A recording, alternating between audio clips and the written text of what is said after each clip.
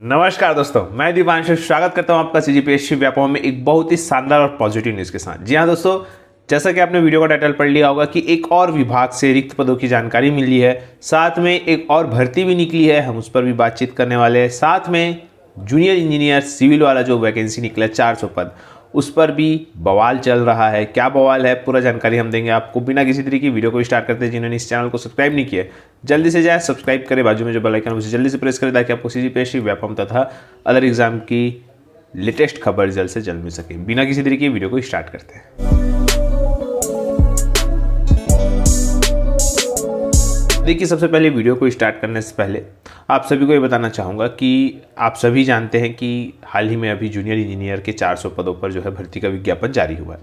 उसके संबंध में कुछ डिप्लोमा वाले भाई हैं, उन्होंने मैसेज किया है या कॉल किया, बहुत सारे लोग कॉल किए, मैसेज किए। उन लोगों का यही कहना है कि इस भर्ती को अगर उनके अनुसार नहीं किया गया, जैसे कि कुछ प्रतिशत वो अपना बोलना चाहिए, डिप्लोमा वाले ऐसा बोल रहे थे कि जैसे 400 पद है कि तो कुछ प्रतिशत 50% पद डिप्लोमा वाले के लिए रिजर्व किया जाए, इस प्रकार से उनकी मांग है। और इस प्रकार की मांग को लेके वो कोर्ट जाएंगे, हाई कोर्ट जाएंगे और फिर इस प्रकार से सारी चीज़ें उन्होंने उनके द्वारा कही गई।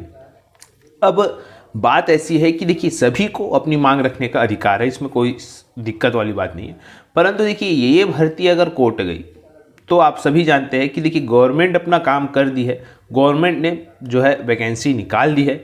अब उसमें आपस में अगर आप लोग भिड़ेंगे तो वो उसका वही हाल होगा जो आज एसीएफ का है। एसीएफ 2019 से जो उसका एग्ज़ाम बोलना चाहिए विज्ञापन निकला था और आज तक उसका अता पता नहीं है। कारण है आपसी लड़ाई, एग्रीकल्चर और बाकी वालों के लिए।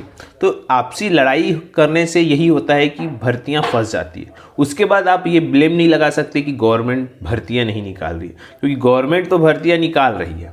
तो परंतु आप ही लोग आपस में लड़ के ये सारी भर्तियों को हाई कोर्ट ले जाएंगे या कहीं और चीज़ में फंसाएंगे तो क्या मतलब होगा।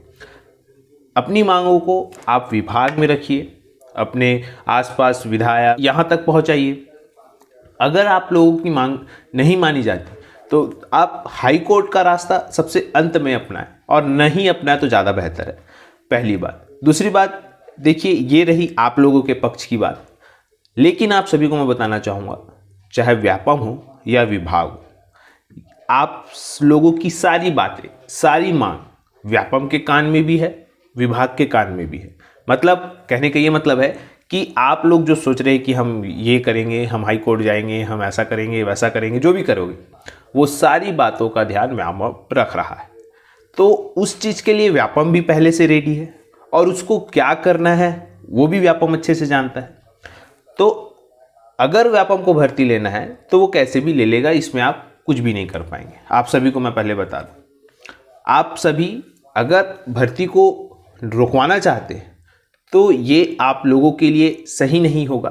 किसी भी बेरोजगार जो सिविल की तैयारी है, चाहे वो डिप्लोमा हो या बोलना चाहिए डिग्री वाला हो, किसी के लिए अच्छा नहीं है इस भर्ती को रोकवाना। आप लोग इस भर्ती को होने दीजिए, सही प्रोटोकॉल के तहत आप रखिएगा। यही बात, इसका आप लोगों का जो एग्ज़ाम है, बहुत सारे लोगों को कन्फ्यूज़न था कि इसका एग्ज़ाम सही टाइम में होगा, क्योंकि ये सारी चीज़ें चल रही है। तो आप सभी लोगों को मेरा यही कहना है, पढ़ाई नहीं करने का बहाना मत खोजिए। मैंने आपको हमेशा से कहा है, शुरू से कहा है और हमेशा यही कहूँगा, कुछ ना कुछ आप लोग ऐसा करते हैं। कई लोग अभी भी यही बोल रहे थे कि सर पटवारी का जो 17 तारीख को कुछ और त्यौहार है तो उस वजह से क्या उसका एग्ज़ाम आगे बढ़ेगा। तो देखिए, अगर ऐसा चलता रहा तो हमारा भारत देश विभिन्न संस्कृतियों का देश है और प्रत्येक दिन कुछ ना कुछ त्यौहार पड़ते जाते हैं। तो कहीं ना कहीं ये जो बोलना चाहिए एग्ज़ाम है, ये लेना थोड़ा असंभव हो जाएगा अगर सभी के बारे में ऐसा सोचते रहेंगे तो कहीं ना कहीं आप सभी पढ़ाई नहीं करने का बहाना मत खोजिए। आप लोग सिर्फ पढ़ाई करिएगा, बाकी एग्ज़ाम आपका टाइम पे होगा, चाहे वो पटवारी का एग्ज़ाम हो, चाहे वो 8 मई वाला एग्ज़ाम हो आपके जूनियर इंजीनियर का। अभी आपको यही मान के तैयारी करना है। एग्ज़ाम का क्या होगा, होगा नहीं होगा, जो भी होगा, आप लोगों को कुछ भी नहीं सोचना है। आप लोग सिर्फ क्या करिए, मोबाइल बंद कर दीजिए, नेट ऑफ कर दीजिए, सोशल मीडिया से दूर रखिए और सिर्फ अपनी पढ़ाई करिए। दिन में एक बार मोबाइल खोल के देख लीजिए क्या क्या अपडेट आया है, क्या क्या है, बस। और आपको कुछ करने की ज़रूरत नहीं है, सिर्फ अपना पढ़ाई करें, क्योंकि आप लोगों को मात्र 50 दिन मिला है।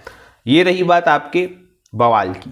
अब इसमें एक नया बोलना चाहिए, आप लोगों के तरफ से बोलना चाहिए, मैसेज आ रहे थे कि भाई सर इसमें आप बताइए कि इसमें नॉन टेक जुड़ेगा नहीं जुड़ेगा। तो देखिए ये एक पूरा प्रोटोकॉल की बात है, बोलना चाहिए यहाँ पे कुछ भी बोलना सही नहीं है कि टेक्निकल जुड़ेगा नहीं जुड़ेगा।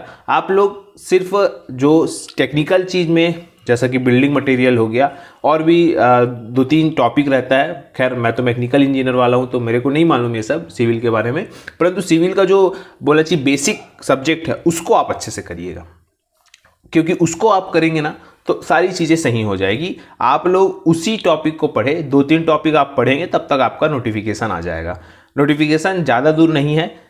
व्यापम को भी सारी चीज़ें समझनी पड़ती है, क्योंकि वो भी सभी जानता है कि कौन सा पक्ष उससे नाराज़ है, कौन सा पक्ष उससे खुश है। वो सारी चीज़ों को वो ध्यान में रखते हुए नोटिफिकेशन जारी करता है, सारी चीज़ों का ख्याल रखा जाता है। आप लोग चिंता मत करिए, सारी चीज़ों का ख्याल रखा जाएगा। आप लोग सिर्फ अपनी तैयारी पर फोकस करिए, एक पद प्राप्त करिए। 400 पद न कभी निकले हैं नहीं कभी निकलेंगे, तो ये जो है गोल्डन ईयर है। रही बात अदर इंजीनियर वाले, जरूरी नहीं कि अगले बार जो वैकेंसी आएगी वो मैकेनिकल की नहीं आएगी, इलेक्ट्रिकल की नहीं आएगी या कंप्यूटर साइंस की नहीं आएगी, सभी वैकेंसियां आएगी, इसके लिए आप निश्चिंत रहिए। सभी इंजीनियरिंग भाइयों के लिए वैकेंसियां हैं, सभी के लिए, चाहे वो आईटी वाले हो या सीएस वाले हो, भले कम है परंतु है। आप लोग इस चीज़ के लिए रेडी रहिए। अब रही बात जो एक भर्ती निकली है उसको बताने से पहले मैं आप सभी को बताना चाहूँगा कि एक विभाग की जानकारी मिली है, एक और विभाग की जानकारी मिली है, मतलब कि रिक्त पदों की जानकारी मिली है। जी हाँ, जैसा कि आपके स्क्रीन पे शो हो रहा होगा, यहाँ पे क्लियर बताया गया है। ये जो है पर्टिकुलर किसी एक ज़िले की है जानकारी, और ये जो एक ज़िला है इसका नाम नहीं बताऊंगा मैं, परंतु आप देख सकते हैं, आपकी स्क्रीन पे शो हो रहा होगा। ये जिला में अगर हम देखें कि पशु चिकित्सा सहायक संलग्न, जिसका पेपर अभी हाल ही में हुआ था, जिसका पीएससी ने एग्ज़ाम लिया था, तो वो जो है 7 पद थे स्वीकृत और अभी रिक्त एक भी नहीं है। और तृतीय श्रेणी के जो सहायक पशु चिकित्सा क्षेत्र अधिकारी, जिसका बहुत सारे लोग मांग कर रहे थे, AVFO, ये जो है इसके 5 पद एक जो पर्टिकुलर जिला है उसमें रिक्त है। और चतुर्थ श्रेणी के अलग अलग पद आपके यहाँ पे रिक्त है। टोटल अगर देखेंगे कि 32 पद स्वीकृत है और 11 पद जो है रिक्त है, जिसमें कि 5 पद आपके तृतीय श्रेणी के। चतुर्थ श्रेणी की भर्ती डिपार्टमेंटल होती है। तो ये जो पर्टिकुलर एक जिले का वैकेंसी जहाँ पे 5 पद खाली है। अब अगर हम टोटल, आप सभी जानते हैं कि टोटल 28 जिले छत्तीसगढ़ में, 32 जिले हो गए अब तो पर्टिकुलर हर जिले के बारे में ये जो रिक्त पदों की जानकारी है भर्ती के लिए आई हुई है। और यहाँ पे लगभग सहायक पशु चिकित्सा अधिकारी के 200 से 222 पद तक जो है भर्ती के लिए प्रस्तावित आए हुए हैं। और वित्त विभाग कितने पदों पर जो है अनुमति देता है ये देखने वाली बात है। तो ये जो है आप लोगों को मैं हमेशा कहता था कि देखिए भैया सहायक पशु चिकित्सा अधिकारी की वैकेंसियां आएगी, और अब आप लोग इससे अंदाज़ा लगा सकते हैं कि इसकी वैकेंसियां कितनी दूर हैं। तो आप लोग अभी से तैयारी करना जुड़ जाइए, क्योंकि वैकेंसियां आना तय है। ठीक है, अब रही बात आपके जो अभी एक और भर्ती निकली है, हम उस पर बातचीत कर लेते हैं। तो उसको आप अच्छे से देखिए। ये जो भर्ती जैसे कि आपकी स्क्रीन पर शो हो रहा होगा, ये है आपके कुटुंब न्यायालय बिलासपुर का है, और इसका पूरा जानकारी आपको आगे मिलेगा। चलिए देखते हैं तो ये है, देखिए दोस्तों, यहाँ पे कुटुंब कार्यालय प्रधान न्यायाधीश कुटुंब न्यायालय बिलासपुर में निकला हुआ है। सीधी भर्ती है। 2 मार्च को ये जो विज्ञापन है निकला हुआ है। पहली और बहुत ही महत्वपूर्ण बात कि ये जो है आवेदन पत्र प्रस्तुत करने की जो अंतिम तारीख है वो है 11 अप्रैल। याद रखिएगा क्या तारीख है, 11 अप्रैल। आप लोग उसको लिख के रख लीजिएगा कि 11 अप्रैल को आपको फॉर्म भरना ही है। 11 अप्रैल तक वहाँ पर पहुँच जाना चाहिए। ठीक है, तो ये चीज़ आप लोगों को याद होना चाहिए। इसके बाद अगर हम बात करें कौन कौन से पद है, तो देखिए यहाँ पे बताया गया स्टेनोग्राफर हिंदी सहायक ग्रेड 3, वाहन चालक, यहाँ पे 3 प्रकार के पद है। अगर हम पदों की संख्या की बात करें तो देखिए टोटल जो पद है टोटल 7 पद है, जिसमें कि 2 स्टेनोग्राफर हिंदी के हैं, सहायक ग्रेड 3 जिसके अंतर्गत आदेशिका लेखक और टाइपिस्ट आएंगे उसके 3 पद है, वाहन चालक के 2 पद है। ठीक है, और इन सभी पदों की जो शैक्षणिक योग्यता है वो वैसी ही है जैसे कि इसकी बोलना चाहिए हो चुकी है। जैसा कि देखिए स्टेनोग्राफर हिंदी में 40% अंकों के साथ स्नातक परीक्षा उत्तीर्ण करना है, साथ में आपको हिंदी शीघ्र लेखन एवं मुद्र लेखन परीक्षा उत्तीर्ण करने का प्रमाण पत्र यहाँ पे मांगा गया है। और इसके अलावा आपको ये भी मांगा गया है कि किसी विश्वविद्यालय या राज्य सरकार या केंद्र सरकार द्वारा मान्यता प्राप्त किसी संस्था से डिप्लोमा इन कंप्यूटर एप्लीकेशन मतलब DCA प्रमाण पत्र के साथ MS वर्ड तथा इंटरनेट का न्यूनतम ज्ञान होना चाहिए। ये तीनों चीज़ होगा तो आप स्टेनोग्राफर हिंदी में फॉर्म भरिएगा। सेम सहायक ग्रेड 3 में भी यही चीज़ मांगा गया है, जिसकी सैलरी देख सकते हैं आप। इसके अलावा आप देखेंगे कि इसका जो प्रतिशत है वो भी वही है, 45% सामान्य वर्ग वालों के लिए और अन्य लोगों के लिए 40%। हिंदी मुद्रा लेखन का मांगा गया है और कंप्यूटर एप्लीकेशन भी यहाँ पे मांगा गया है। अब देखिए वाहन चालक में क्या है, किसी भी मान्यता प्राप्त बोर्ड से पूर्व माध्यमिक शाला उत्तीर्ण करने का प्रमाण पत्र यहाँ पे मांगा गया है। पहली बात आप लोग याद रखिएगा, हल्का मोटर यान का वैध जो जीवित लाइसेंस जिसको बोलते हैं वो होना चाहिए। यहाँ पे बहुत ही महत्वपूर्ण है वाहन चालक का पद, ठीक है। इसके बाद आयु सीमा की गणना जो है 18 वर्ष मैक्सिमम 30 वर्ष। लेकिन अगर आप छत्तीसगढ़ के निवासी है तो देखिए यहाँ पे बताया गया है कि स्थानीय निवासियों को अधिकतम छूट है 40 वर्ष तक, ठीक है। ये आप लोगों को समझ आ गया होगा। फिर इसके अलावा आप देख सकते हैं ये पूरी जानकारी दी हुई है यहाँ पे। आवेदन पत्र प्रस्तुत करने की प्रक्रिया यहाँ पे देखी गई है। देखिए पूरा यहाँ पे पता दिया गया है कि आपको क्या क्या लगेगा और इसकी पूरी जो ज़्यादा जानकारी आपको ये जो वेबसाइट है वहाँ पे से आपको मिल जाएगी, ठीक है।